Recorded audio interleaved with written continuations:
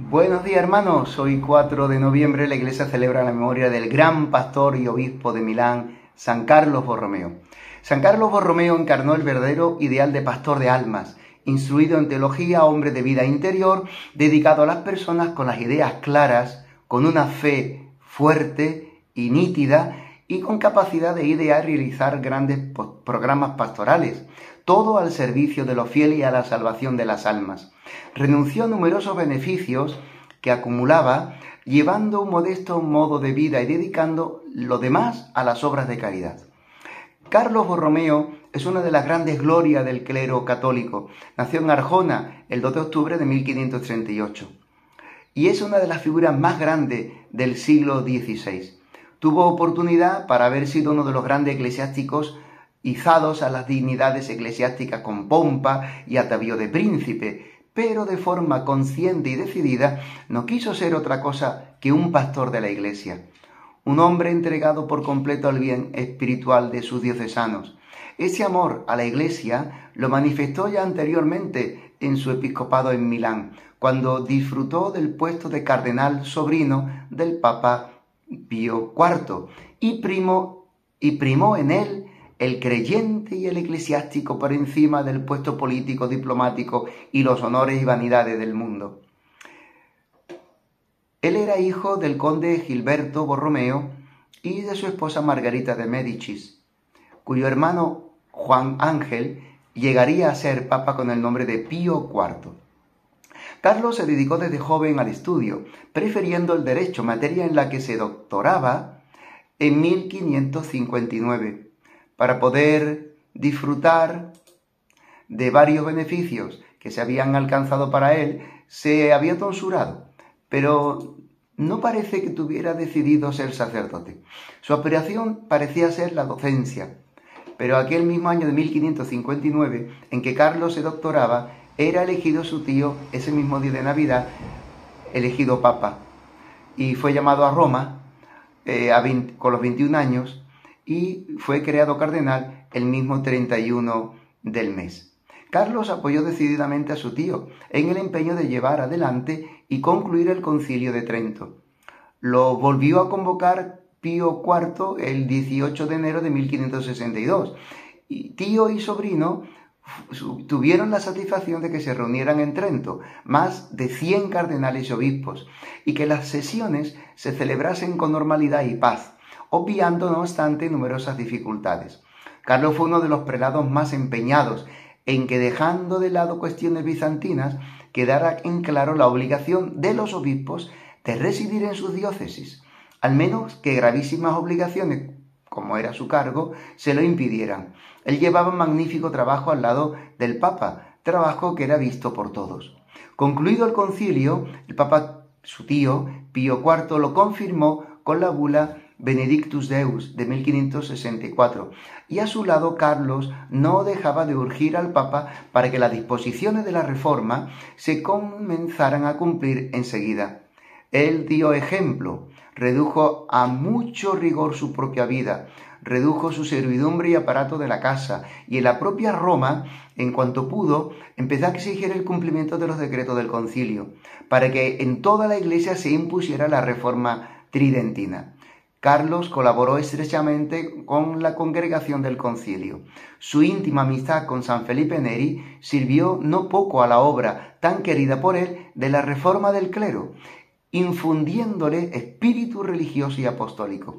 En 1565 le dio licencia a su tío para que tomase posesión personal de la diócesis de Milán, pero antes de marchar le dio la condición de legado papal al Látere en toda Italia con facultad para impulsar los decretos del concilio, y en esta doble cualidad de arzobispo y legado papal se presentó en Milán, y en cuanto tomó posesión convocó un concilio provincial al que asistieron 11 obispos y en el que se recibieron y acataron los decretos tridentinos, al tiempo que se tomaban medidas para facilitar en toda la provincia eclesiástica su cumplimiento.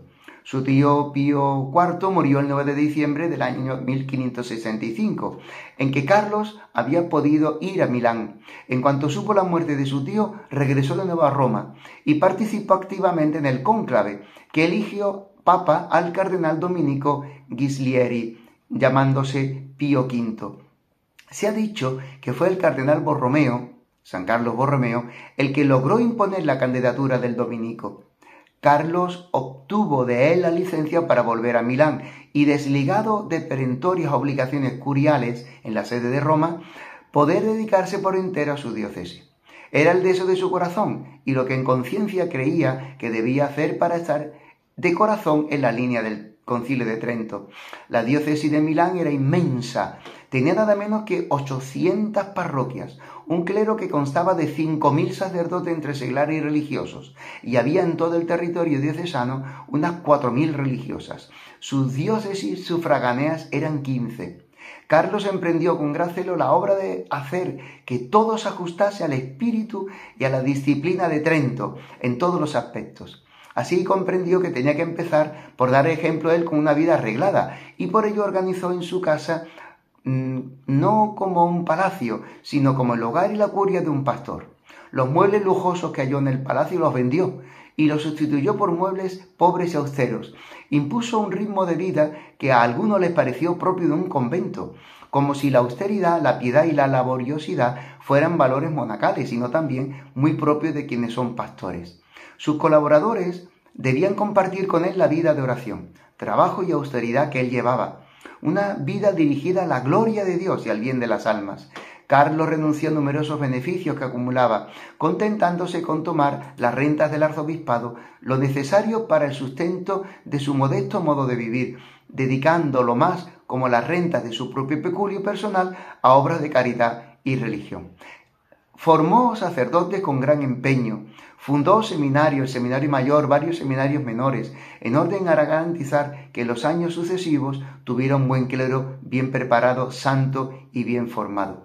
Fundó lo que luego se llamaron los Oblatos de San Ambrosio, congregación secular de sacerdotes para que se hicieran cargo de la dirección de los seminarios, y para el clero suizo fundó el Colegio Helvético. La Reforma llegó también a la diócesis, visitó a la diócesis varias veces, dio normas, instrucciones, hizo concilios. Carlos encarnó el ideal del verdadero pastor de almas, instruido en teología, hombre de vida interior, dedicado a las almas, con ideas claras, con capacidad de forjar y realizar programas pastorales al servicio de la santificación del pueblo de Dios a él encomendado. Convencido de estos criterios, cuando llegó la peste de 1576-77, no quiso alejarse de su pueblo, exponiéndose a ser contagiado y a morir, pero estaba muy clara en su mente la advertencia del Señor, de que el buen pastor debe dar la vida por sus ovejas. Y así, la muerte le llegó a Carlos cuando aún era un joven, con 41 años, se contagió de peste, y como todos los años al comenzar el otoño de 1584 fue al Sacro Monte de Valaro, para hacer ejercicios espirituales, después de unos días de entera dedicación a la oración y a la contemplación de las cosas divinas, hizo confesión general. Corrió la noticia en Milán de que el obispo estaba enfermo gravemente y la gente acudió a las iglesias para pedir por su salud. La multitud se agolpaba a las puertas del palacio cuando a las 3 de la tarde Carlos, acompañado de la oración de la iglesia, entregaba su alma al Señor. Era el 4 de noviembre de 1584. Nos acogemos pues, hermanos, a su poderosa intercesión.